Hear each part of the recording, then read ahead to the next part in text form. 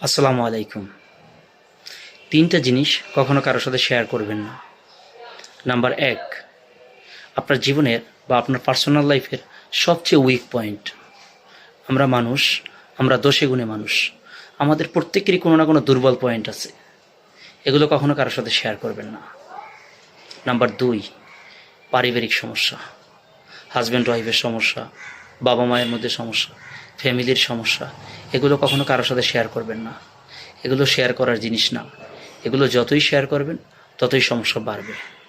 Number ৩, আপনার finance, আপনার আয় এবং ব্যয়, কত টাকা আয় করেন, কত টাকা ব্যয় করেন, কত টাকা ঋণ আছেন, কত টাকা পাওনা আছেন, এগুলো কখনো কারোর সাথে শেয়ার করবেন না। পার্সোনাল লাইফটাকে যতই সিকিউর রাখবেন ততই ভালো, ততই আপনার সমস্যা সমাধান হবে। ধন্যবাদ সবাইকে।